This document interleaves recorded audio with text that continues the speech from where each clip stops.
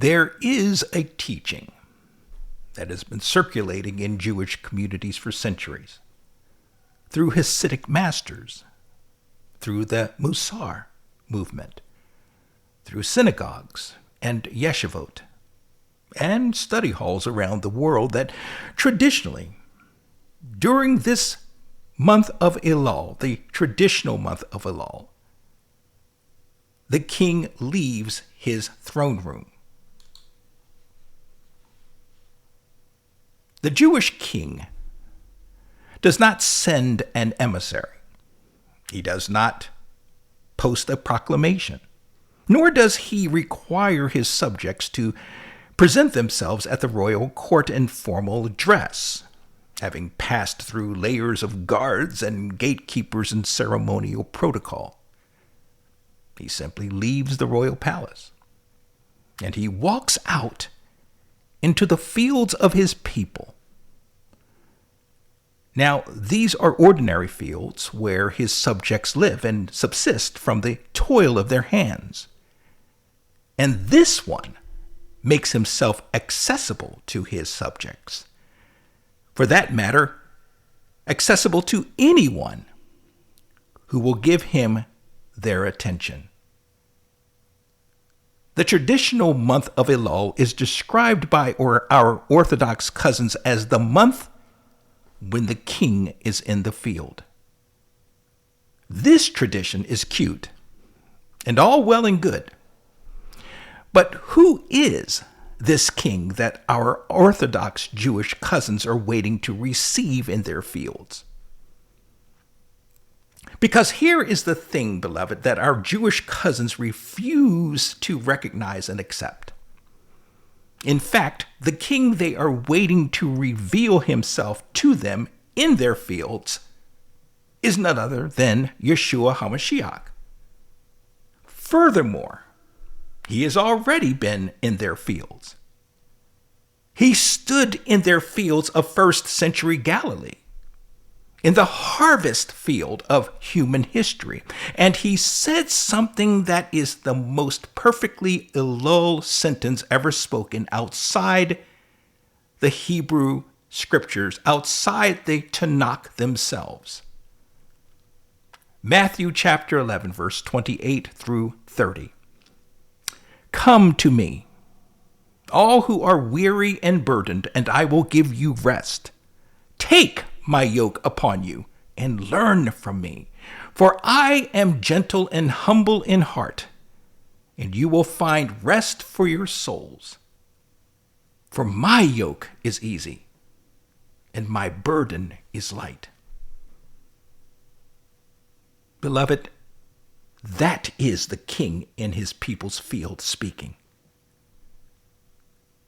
Their king and our king, Yeshua of Nazareth, the son of David, the right arm of Jehovah, the one of whom Isaiah 53 speaks, standing in the ordinary place where his people live, making himself accessible and extending the invitation that the traditional month of Elul has been preparing every Jewish heart for since he first appeared in them and appeared to their forefathers in Judea 2,000 plus years ago. Our master invites our cousins, and he invites us to come. Come, learn of him, and receive his peace and rest. And he says to them, I am already here, and I have been here for a very long time. So where have you been?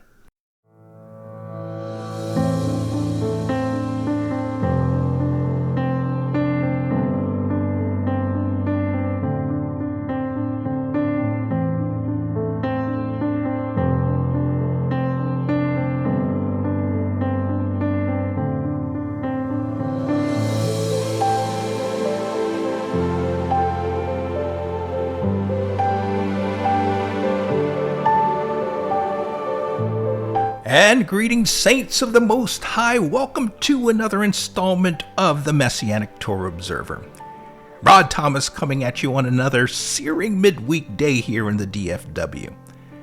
I want to thank you for taking the time from your busy schedules and lives to fellowship with me.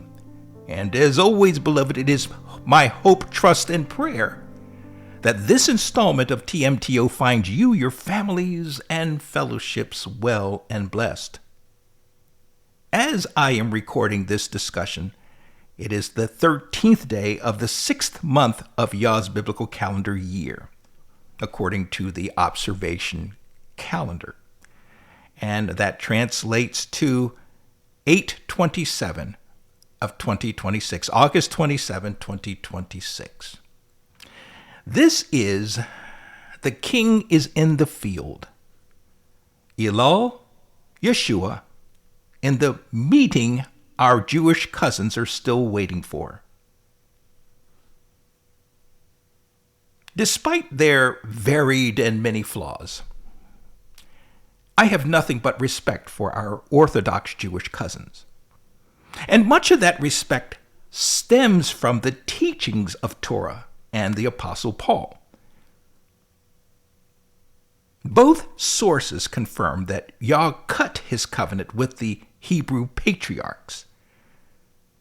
Through the person and ministry of Yehoshua Messiah, we've been engrafted into the commonwealth of Yisrael, of Yasharel. Yah entrusted his oracles to them. Romans chapter 3, verses 1 and 2, and Romans chapter 11. And our glorified Master Yeshua descended from the Hebrew tribe of Judah, as mentioned and recorded in Hebrews chapter 7, verse 14. I also respect Jewish traditions, such as this month of Elul, as long as they do not supersede or void Yah's Torah. Because when they do, that's where I part company with them. Matthew chapter 15, verse 3 and 6, and Mark chapter 7, verses 9 and 13. You see, beloved, it's one thing to respect and even honor certain rabbinic traditions when they don't run ramshot over Torah and the teachings and example of our Master Yeshua, but it's an entirely different thing when they depart from the authority, teachings, and example of Master Yeshua at the expense of honoring and keeping those Jewish traditions. And that's why I'm putting this teaching out there today to you. You see, it is important that we always be mindful of who we are and who we belong to. Because at the end of the day, beloved, Yeshua is our rabbi. Matthew chapter 23, verse 8. Let me say that again. At the end of the day, Yeshua is our rabbi. He is our example. And it is ultimately he who leads and teaches us in accordance with his father's halakha, his father's Torah. He instructed us to take his yoke upon ourselves and learn of him, learn from him. Matthew chapter 11, verse 29. Now, before I show you where Yeshua fits into this Elul picture, this Elul tradition, in a way that should make every Orthodox Jewish heart ache and every Messianic heart rejoice, it did to me, I want to first make sure we understand the tradition on its own merits. The image of the king in the field during this traditional month of Elul is associated with a Rabbi Shmuel Zalman of Liadi. And he lived between 1745 and 1812. And I'm pretty sure I butchered his name, but I am certain of the last name, Zalman. Rabbi Zalman. Zalman is described as a mystic, a communal activist, a philosopher, a halakhic authority, a composer, and a Talmudist. This according to the website Chabad.org, and an article entitled The Alter Rebbe. Zalman is better known as the founder of Chabad Lubavitch Hasidism. Chabad Lubavitch Hasidism. He composed what is known as the Likutei Torah. The Likutei Torah in the early 19th century, when the Likutei Torah is a collection of Hasidic discourses, specifically providing commentary on the weekly Torah readings and the Feast of the Lord. In Likutei Torah, Zalman developed the imagery of Elul being a month of divine mercy and an opportunity for personal transformation. The central metaphor used in Zalman's teaching is that during the traditional month of Elul, the king is in the field. Now, the foundational text for this tradition is that of the Song of Solomon, chapter 6, verse 3. Ani ladodi va dodi li. Ani ladodi va dodi li. I belong to my beloved, and my beloved belongs to me. He pastures his flock among the lilies. Song of Solomon, chapter 6, verse 3. Now, the 4 Hebrew letters of the term, the word Elul, are Aleph, Lamed, Vav, and Lamed. These, our Jewish cousins like to point out, form the acronym of those 4 Hebrew words in the Song of Solomon, chapter 6, verse 3. And this is understood in the rabbinic tradition not as coincidence, but as divine design. So, based on this Song of Solomon acronym derivation, the entire month of Elul, encoded in its very name, is a love declaration. I am my beloved's, and my beloved is mine. Beautiful. Now, I personally have a problem with the rabbis assigning divine providence over the term Elul and Song of Solomon.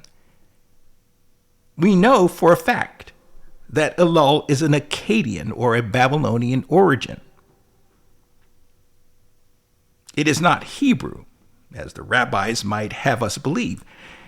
It was the Babylonian month of harvest, Elul. And it was adopted into rabbinic usage during the Babylonian exile. Interestingly, the term Elul did make it into the Tanakh. It is actually mentioned in Nehemiah chapter 6, verse 15. And there it is described as the month when the wall to the city of Jerusalem, the newly resurrected, the newly restructured or rebuilt wall of Jerusalem, or Yerushalayim, was completed under the leadership of Nehemiah. Beloved, hear me on this. Yah, through his Torah, named just one month.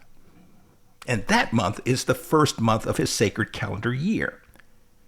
The month of the Aviv, or the Abib, as you may find in some translations of Scripture, and according to how certain folks in our beloved faith may pronounce it. But the rest of the months of the biblical calendar year are simply assigned numbers. No names, just numbers. And in this respect, the adoption of Elul is as the name of one of the months of Yah's biblical calendar year transgresses the Torah instruction that stipulates that we neither add to nor take away from Yah's instructions. Deuteronomy or Devarim chapter 4 verse 2 and Deuteronomy or Devarim chapter 12 verse 32. And that's why I stress that the month of Elul is a Jewish tradition. It is not a Torah-named month, as our rabbinic cousins would insist that it is. But I also believe that despite their failures and errors in areas like this, Yah still works through his wayward people. And he works through them to reveal himself and his ways to a fallen and dying world. And one last thing as it relates to the clash between tradition and Torah. No matter how hard our Jewish cousins have tried over the course of 2 millennia, they've never been truly successful at escaping the reality that Yehoshua is their Messiah, their Mashiach, their King. And we will see this to be true before we end today's teaching. Now, putting that bit of soapboxing off to the side for now and returning to our focus on the meaning the rabbis attach to this traditional month of Elul, we see the image that accompanies this love declaration in Song of Solomon, chapter 6, verse 3, as the covenant relationship that is supposed to exist between Yisrael, between Yasharel, and their God, Yehovah. And this covenant relationship is like unto the ideal relationship that exists between a subject of a kingdom and their sovereign, their king. Now, as the traditional story goes, for most of the year, that king is in his royal palace or his royal dwellings. There, in his royal palace and dwellings, he is glorious, unapproachable. He's surrounded by protocol, pomp, and ceremony, and the overwhelming manifestation of his majesty. All of which is to say that a lowly subject cannot simply walk into his throne room and begin a conversation with him. But the tradition that is before us in this season, that being the Jewish traditional month of Elul, the king leaves his regal palace and he goes out into the surrounding countryside. He visits the fields of his subjects. And these fields constitute the ordinary working fields of his subjects.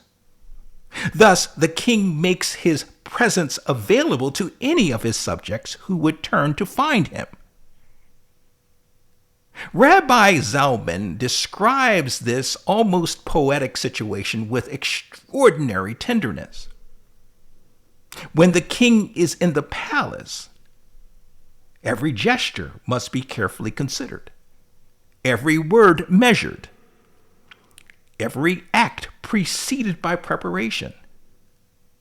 But when he's in the fields of his subjects, the king greets everyone who comes to him with a pleasant countenance and a smiling face.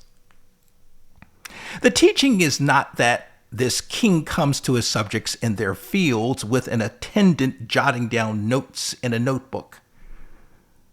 Rather, this one comes to his people with a welcoming smile.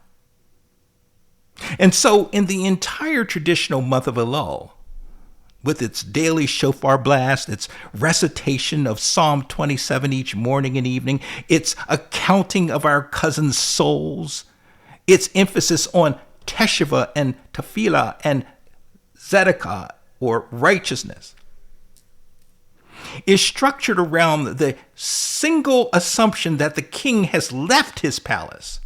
He has made himself accessible to his subjects. And the window for all of this is supposedly now, today, this month, this season.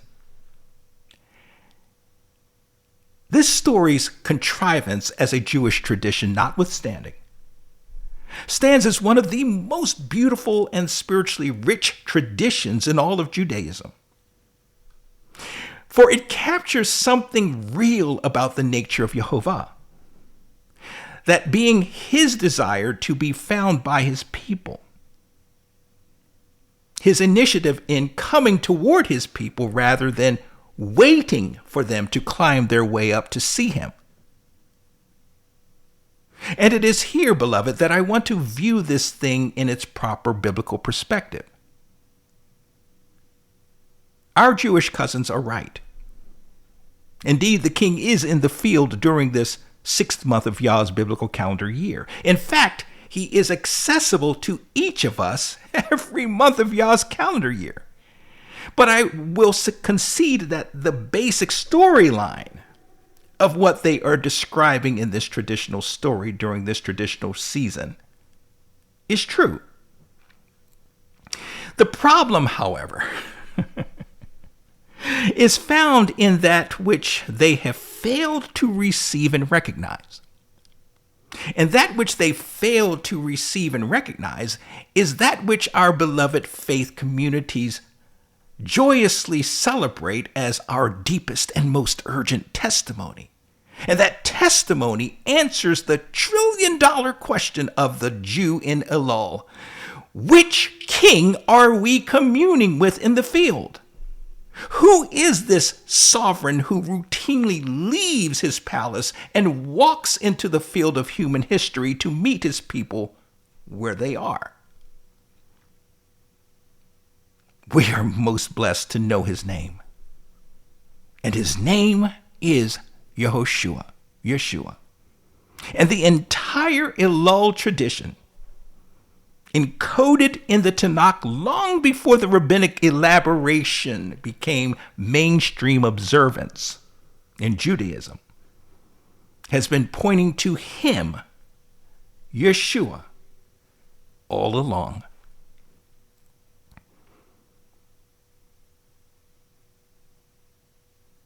Let's trace this king through the Tanakh because his identity is not a New Testament or a Brit Chadasha surprise. It is, in fact, an Old Testament, a Tanakh crimson thread that the New Testament, the Brit Chadasha, personally identifies. The first thread we'll look at is Isaiah chapter 40. Our Jewish cousins are reading this passage in the Haftarot of Consolation series during this traditional month of Elul. Recall that there is a series of 7 Haftarah readings, and I mentioned this a few weeks ago. I talked about this in one of the posts. Maybe it was a blog post as well. But there is a series of 7 Haftarah readings contained exclusively in the book of Isaiah. Yeshayahu, that are read beginning on the traditional fast of Tisha B'Av, or the 9th day of the 5th month, through the Sabbath that falls before Yom Teruah, or the day of the blowing of trumpets. Isaiah 40 is the first of these consolation readings, and its opening is one of the most famous passages in the entire prophetic corpus. Starting at verse 1, Isaiah 40. And the KJV reads, comfort ye my people, saith your God. Speak ye comfortably to Jerusalem, and cry unto her that her warfare is accomplished, that her iniquity is pardoned. For she hath received of the Lord's hand double for all her sins. And then as the comfort ramps up in this chapter 40 of Isaiah, a voice calls for a Messilah. And Messilah is a road or a highway. And that road or highway is to be built in the wilderness for the coming of our God, the coming of our King. Chapter 40, verse 3.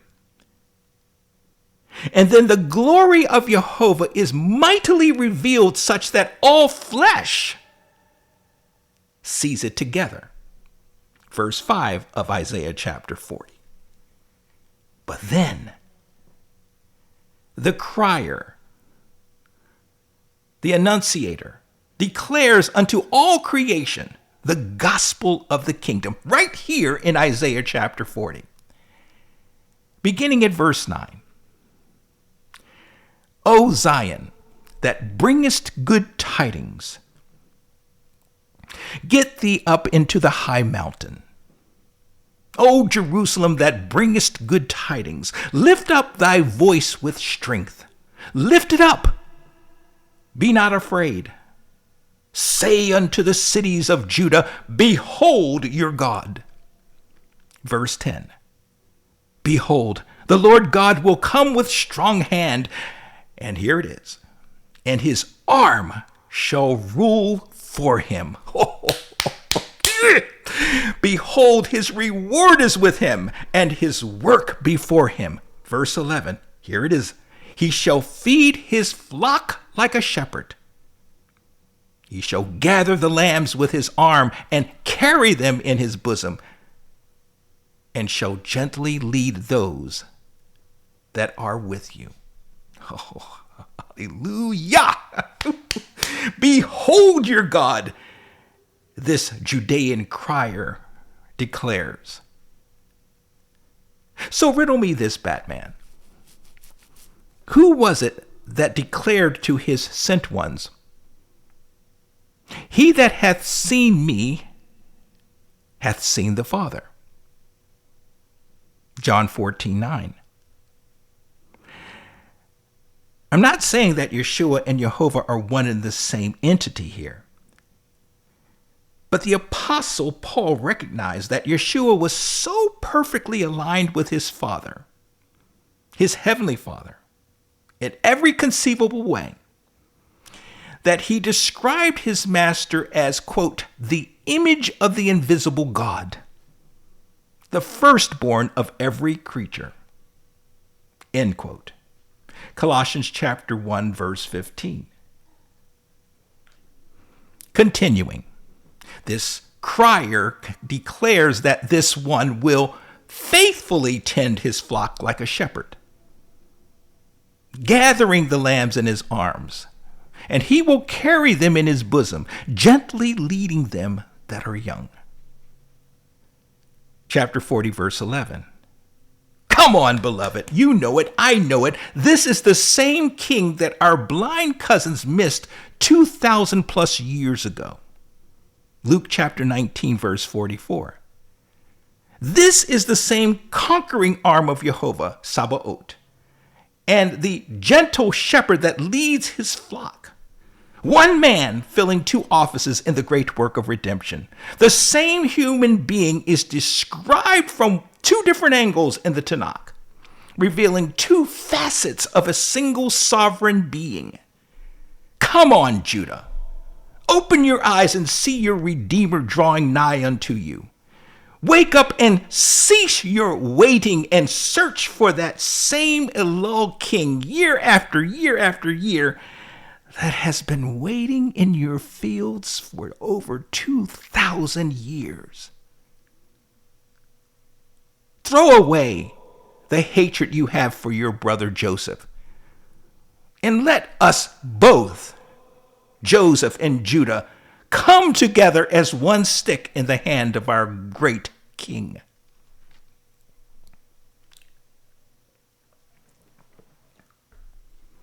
When Master Yehoshua boldly stands before his Pharisaic challengers and informs them, I am the good shepherd, the good shepherd lays down his life for the sheep.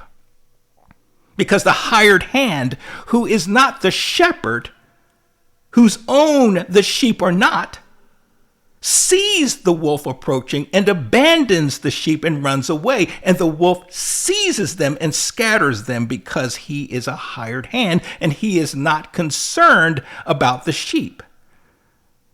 And this describes the Pharisaic leaders of Yeshua's day. He continues, I am the good shepherd, and I know my own, and my own know me. Just as the Father knows me, and I know the Father, and I lay down my life for the sheep. John chapter 10, verses 11 through 15. He isn't introducing a new concept here to these haters and to his followers. He is in fact identifying himself as the fulfillment of Isaiah 40's shepherd king. He is in a sense saying to them, look, I am the one Isaiah was describing. I am the arm of Jehovah. I am the great shepherd to those who are nursing. I am the one who carries and leads the lambs.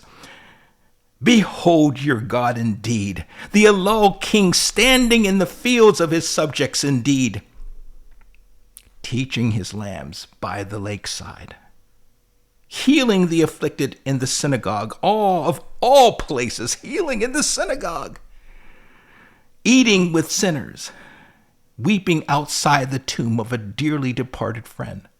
Come on, somebody. The king is in the field and has been waiting for our cousins to come to their senses for quite a long time.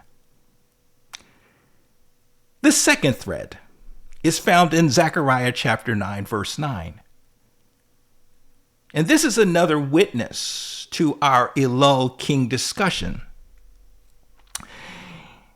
Zechariah chapter 9, verse 9. Then the KJV reads, rejoice greatly, O daughter of Zion.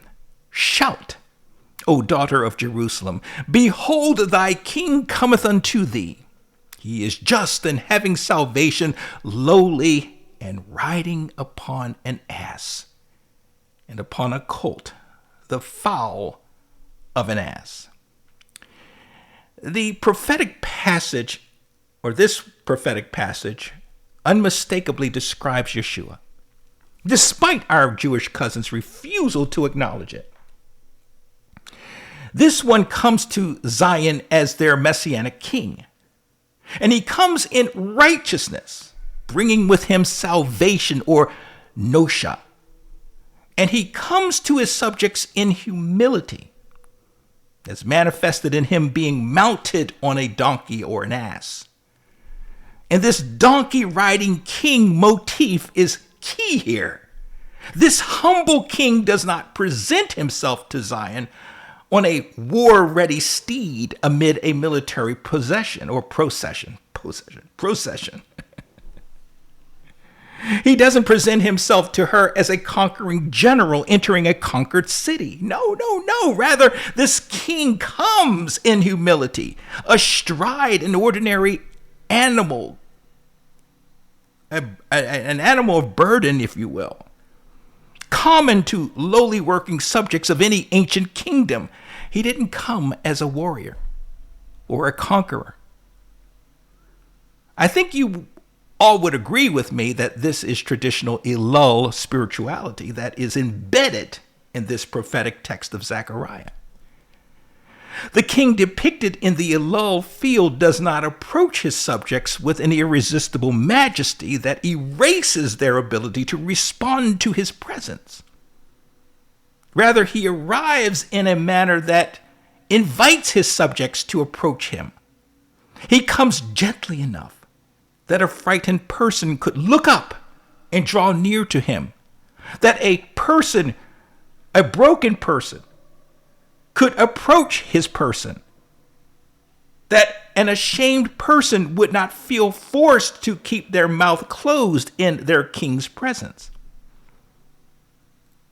When Yeshua entered Jerusalem, on that 10th day of the month of the Aviv in 28 AD, Matthew chapter 21 verses 1 through 9, and John chapter 12 verses 12 through 16, it was the day that Torah required us to choose and take into our homes the lamb that would serve as our Pesach, our Passover. Reference this in Exodus or Shemot chapter 12 verses 1 through 11.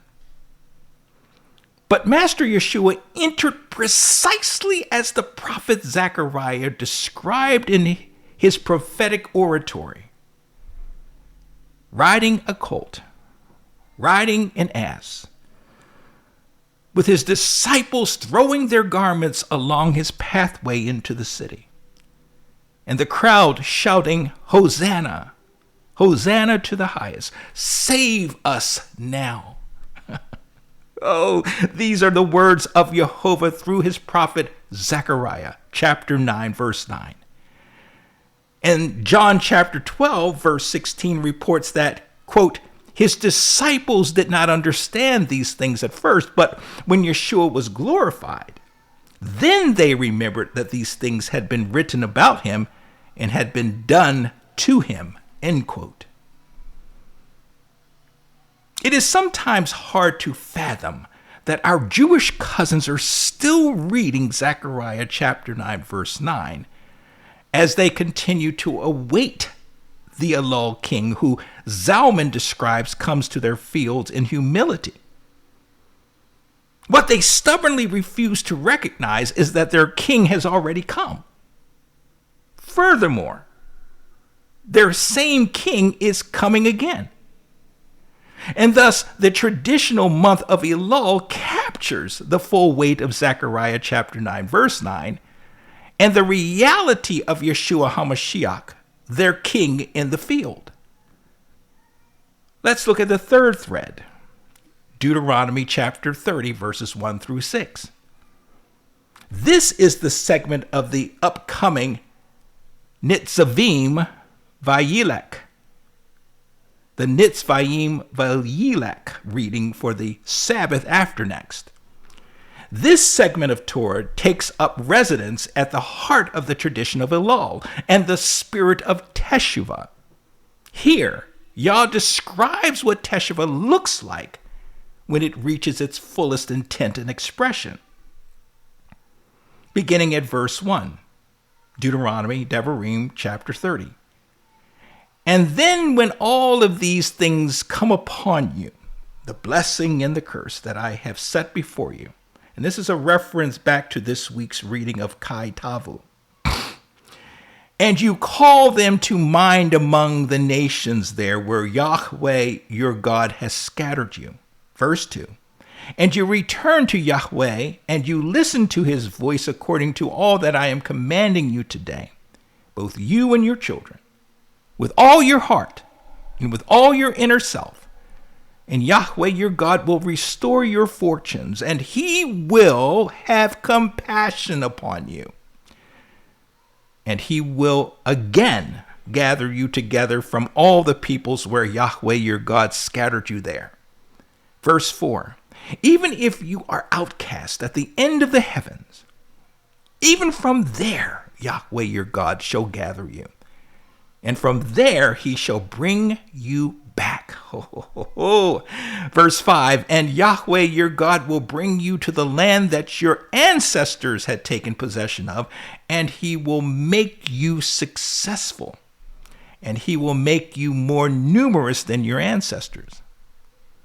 And verse 6, and Yahweh your God will circumcise your heart and the heart of your offspring to love Yahweh your God with all your heart and with all your inner self, so that you may live.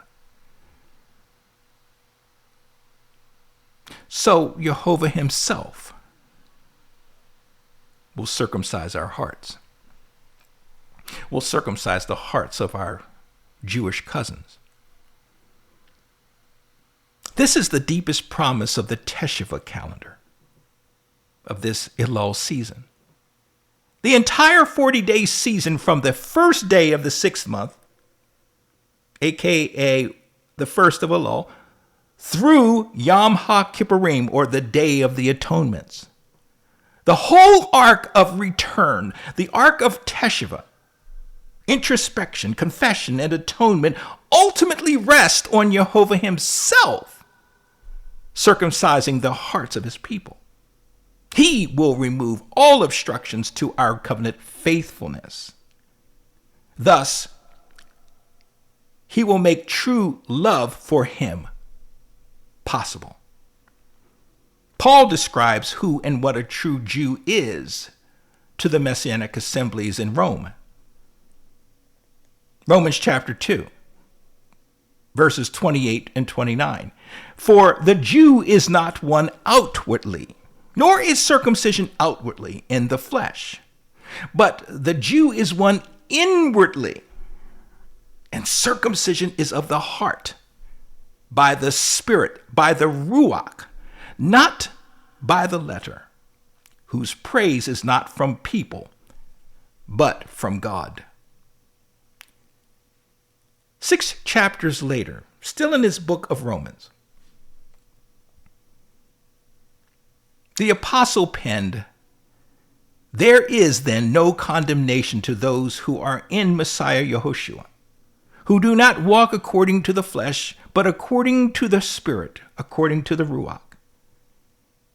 For the Torah of the Spirit of the life of Messiah Yeshua has set me free from the Torah of sin and of death. For the Torah," and here it is, "being powerless, in that it was weak through the flesh, Elohim, having sent his own Son in the likeness of flesh of sin, and concerning sin, condemned sin in the flesh, so that the righteousness of the Torah should be completed in us, who do not walk according to the flesh, but according to the Spirit." That is Romans chapter 8, verses 1 through 3.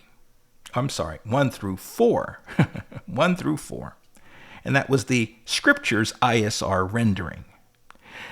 So then, Jehovah circumcises hearts through the agency of his glorious Son, Yeshua, and the Ruach HaKodesh. The circumcision of Deuteronomy chapter 30, verse 6, and the new birth of John chapter 3 are the same event described from 2 different angles. One from Torah looking forward, the other from the Brit Chadasha, or the New Testament, looking back at the same fulfillment. This describes the spirit of the Elul king in the field. He came to do what we ourselves could not do for ourselves. Deuteronomy, Devarim, chapter 10, verse 16. Now, attached to the tail end of his rebuke of the cities where he did most of his ministering, yet these cities refused to teshuvah, Master Yeshua declares to his listeners, and this is recorded in Matthew chapter 11, verses 29 and 30, the following: "Come to me, all you who labor and are heavily laden by the evil, unreasonable burdens of rabbinic takanot and mahasim, and I will give you rest. Take my yoke, take my halakha upon you. Learn from me. I am gentle and undemanding. You will find rest for your soul, because my yoke, my halakha, is easy, and my burden is light." And so, as we can easily see here, beloved, Yeshua speaks a language that perfectly embodies the spirit of Elul. To a Western denominationalist reader who has been deeply immersed in Greco-Roman based ecclesiastical doctrine, this sounds like an invitation to personal salvation. Most interpret this as the means by which one may be relieved of their sins and moral burdens. Or in other words, they see this as the first ever invitation to receive salvation. Unfortunately, for those who view this passage in this sense, in this way, they are in error. Because in the first century Jewish context, every word of this sentence would have landed with a Jewish meaning that the Greco-Roman mindset entirely would miss.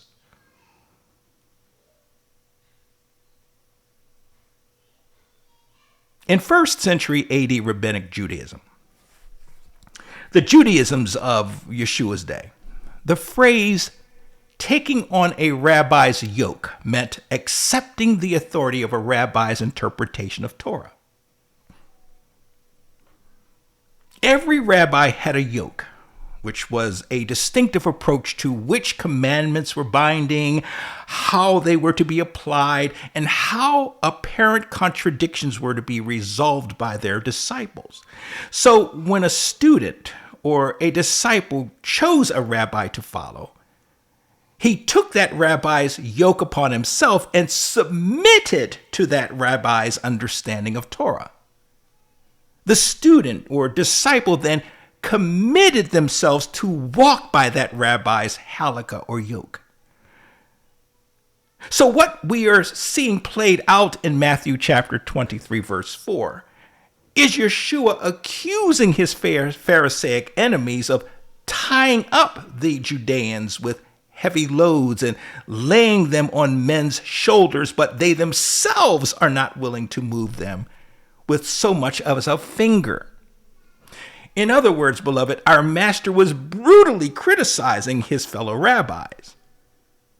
He was comparing the Pharisaic interpretation of Torah to a burden that crushes the people who try to take it on or walk it out.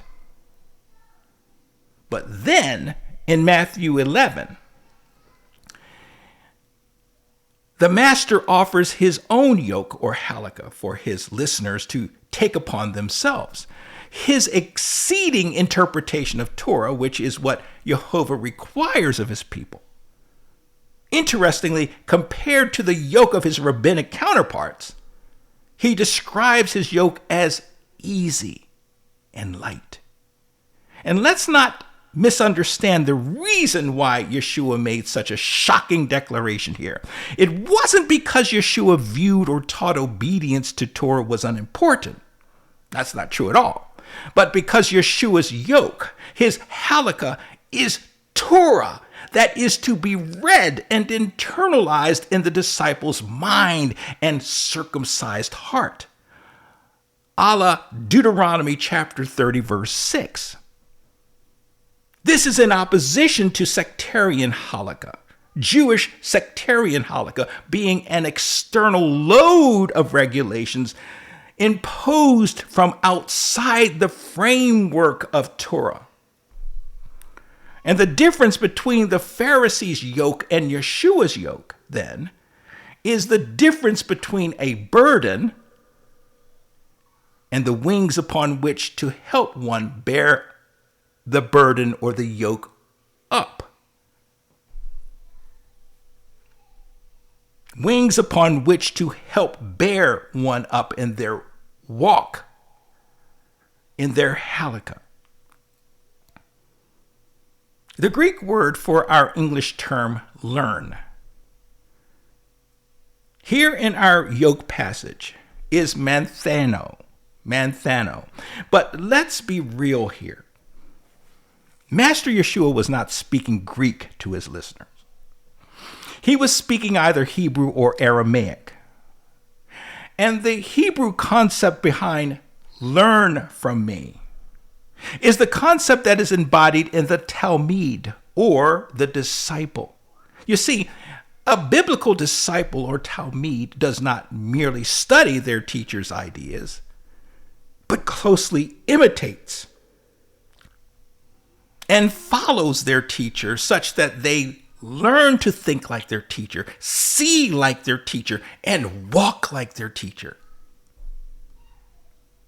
The goal of discipleship in the Hebraic tradition was not to accumulate knowledge as it is today, but it was for the disciple to become like their rabbi or teacher. The Talmud, the disciple, walked behind their rabbi, literally in the dust of his feet, in the dust of their rabbi's feet, as the ancient saying goes, so that the dust of the rabbi's steps settled on the student. The student learned the rabbi's halakha by immersing themselves in the rabbi's life. And so Master Yeshua says to his followers, learn from me. Not just learn about me, as so many do today, which is the overarching understanding of our cousins in denominationalism. The idea here is for the disciple to not just engage areas of the master's walk that appeal the most to him or her. Rather, the master is saying to his would-be disciples to follow him so closely that they walk in his dust so faithfully, such that they see the world as he sees it, love what he loves, grieve what he grieves, and rejoice in what he rejoices in. Beloved, that is true biblical discipleship we just talked about, we just discussed. This is also the spirit of Elul and the whole arc of Teshuvah, the Kesbon HaNefesh. That is the daily examination or introspection of one's soul. That is the returning, all of which is aimed at the true disciple becoming more like the one to whom he or she is returning to. Yeshua describes himself with two words in Matthew 11, gentle or meek, as opposed to being harsh. And secondly, as humble or lowly as opposed to being full of himself. And when you stop to think about it, beloved, these are not character traits one would typically associate with a king. But then these are precisely the character traits of Zechariah's king, who comes to his subjects on an ass. And they are the character traits of Isaiah 40's shepherd who carries his lambs in his arms. But more to our discussion subject, these are the character traits of the king in the field who left his royal palace and walked out to where his subjects are. The reason Yeshua describes himself this way is to tell us something about his accessibility. He is describing himself in the language that a frightened, ashamed, burdened, weary person would need to hear from his king before they would dare approach him. That, beloved, is the voice of this traditional season of Elul. And it is the voice of our Master Yeshua back 2,000 plus years ago, and even today. The phrase, rest for your souls, is a direct quotation from Jeremiah, or Yirmiyahu, chapter 6, verse 16.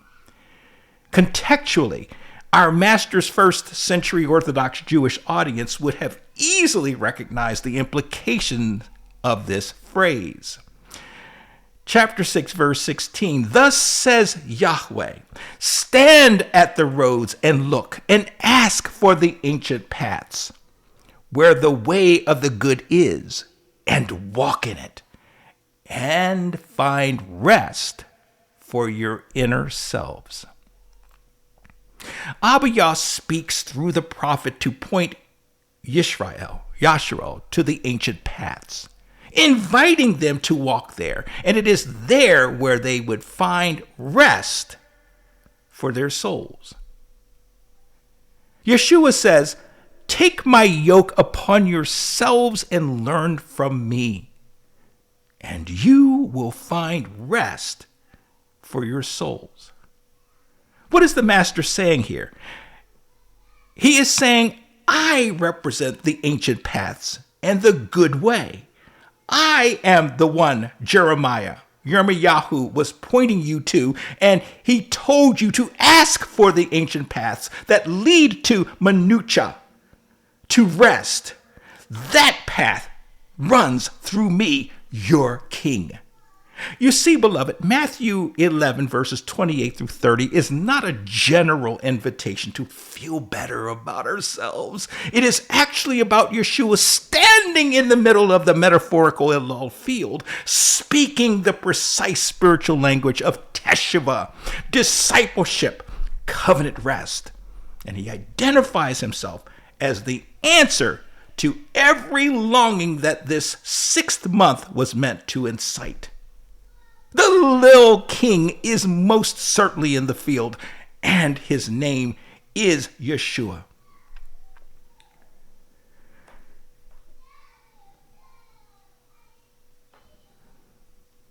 Throughout the traditional month of Elul, our Orthodox Jewish cousins read Psalm 27 each morning and evening. Bear in mind that they have been doing this now for the better part of 13 or so days. And I want to briefly consider this psalm in a way that I think you'll appreciate. Beginning with verse 1, Psalm 27, and reading through to verse 4. Verse 1, Jehovah is my light and my deliverance. Whom should I fear? Jehovah is the refuge of my life. Whom should I dread? Verse 2, when evildoers come against me to eat up my flesh, my adversaries and my enemies, they shall stumble and fall. Verse 3, though an army encamps against me, my heart does not fear. Though battle comes up against me, even then I would be trusting. And verse 4, and here it is. One matter I ask of Jehovah. This I seek, to dwell in the house of Jehovah all the days of my life, to see the pleasantness of Jehovah, and to inquire in his hekel, his temple. And that was the scripture's ISR rendering. The psalmist declares here that there is but one thing he has learned to ask of Jehovah. David, the shepherd who became the greatest king our ancient nation ever had, the man that Yah described as being of his own heart, reduces the entire aspiration of his soul to just one matter.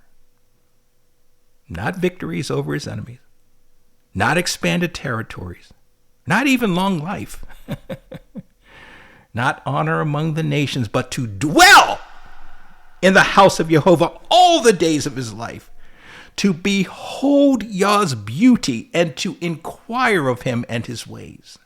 Verse 4. The Hebrew word for our English term beauty is nom, which means the loveliness, the pleasantness, or the beauty of Jehovah.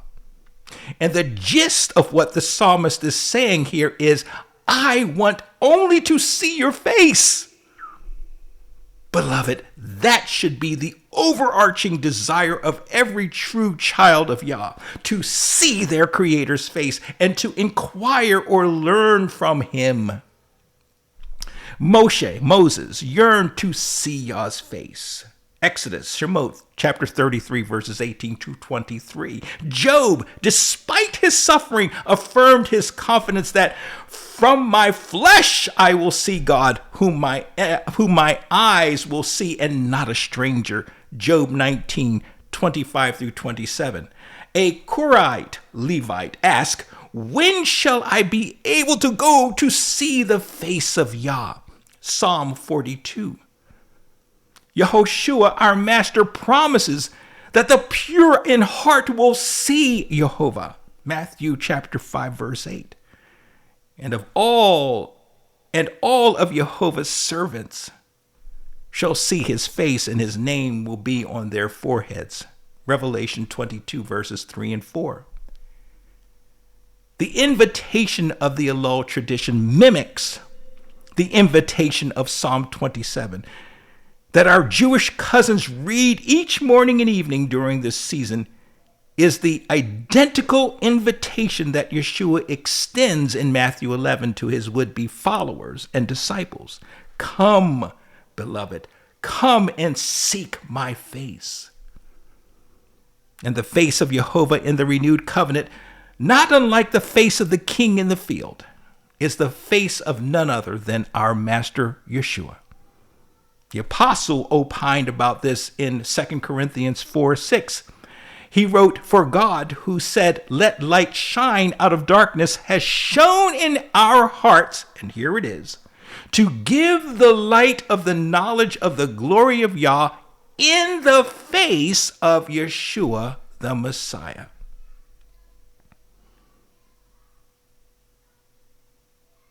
The first word of Matthew 11:28 is come. It's an invitation as opposed to a command. If by chance you haven't met the beautiful king in the field, he bids you, Come. Come, sup with him, and enter into a covenant relationship with him and his Father.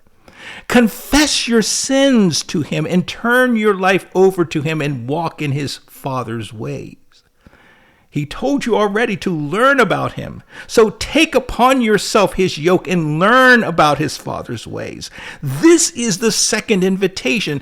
Take upon yourself, immerse yourself in the King's yoke. Second invitation, take my yoke. Taking the King's yoke means submitting yourself to him and walking exclusively in his and his Father's ways. Yeshua teaches and models how we are to walk in Torah the way Abba Yah originally intended. Through his person and example, we learn to understand what Yah requires of his would-be children. It means allowing Yeshua to be your teacher, not just your savior. His yoke includes loving Jehovah with your whole being, loving your neighbor as much as you love yourself, always pursuing righteous justice, walking upright and humbly before Jehovah, your God, observing his Moedim, his feast, from the perspective of them being his set-apart days where you commune with him at the appointed times. Delighting in Father's weekly Sabbath, Isaiah 58:13. As freely as you have received, freely give. Forgive all others their trespasses against you, as Yah so readily forgives you of your trespasses against him. Return that which is lost to its rightful owner. That is the yoke of Master Yeshua. The third invitation, learn from me. The Master invites his would-be followers and disciples to learn from him. This is an ongoing invitation, beloved. It is the invitation that never expires, not even at the end of the traditional month of Elul. Nor does it expire at Yom Teruah. It doesn't expire at Yom Kippur. It doesn't expire at the end of the 8-day celebration of Sukkot. This is the invitation that defines our entire walk in Mashiach, in Messiah. Learning from Yeshua means reading the gospel accounts from a Hebraic perspective, absent a systematic theological or even a denominationalist approach. It means becoming a student, a Talmud, if you will, watching the rabbi move, lead, and guide you. He declared that he is the way, he is the truth and the light, and that no one comes to his Father except through him. John 14:6. And so as you take upon yourself Yeshua's yoke, this Elul season, may you find rest for your soul. And with that, beloved, we bring this installment of TMTO to a close. And I trust you were edified and blessed by this discussion. Again, this whole king is in the field and the season of Elul is Jewish tradition. Plain and simple. It's not Torah. And it should not be viewed or treated as Torah or being on par with Torah. Rather, it should be enjoyed in the spirit of Jewish tradition, like Hanukkah, like Purim, with the aim of gleaning from it the rich spiritual applications that are often found in such traditions. And in this case, the king in the field is our Master Yeshua. And the teshuvah that underscores this Elul season is a reminder for all of us to always remain steadfast in covenant, in our covenant commitment, and in our profession of the true faith that was once delivered to the first century saints. Shabbat Shalom, beloved. Shavua Tov. May you be most blessed, fellow saints in training. Take care.